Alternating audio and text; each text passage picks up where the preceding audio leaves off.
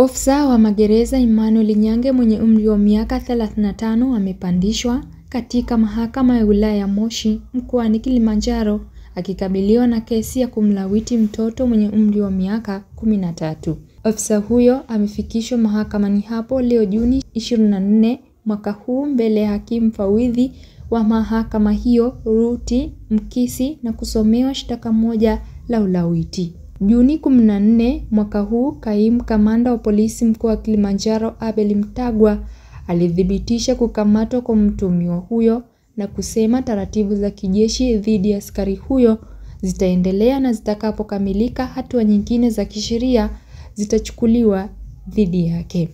Akisoma shtaka hilo, mwendesha mashtaka wa serikali Jessica Kamhabwa alieleza mahakama hiyo kuwa mshtakiwa huyo alitenda kosa hilo Juni 5, 2025 katika eneo la kijiji cha Rauya, Marangu wilayani Moshi. Hata hivyo, mwendesha mashtaka huyo wa serikali alieleza mahakama hiyo kuwa upelelezi wa kesi hiyo umekamilika na kuomba tarehe kwa ajili ya usikilizwaji wa maelezo ya awali.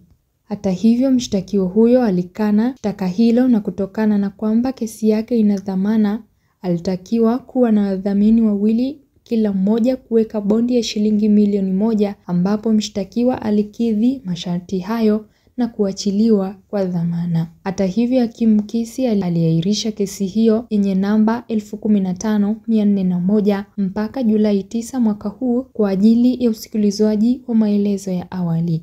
Kutoka hapa mkoani Kilimanjaro, mimi ni Happiness Mguna, Global TV.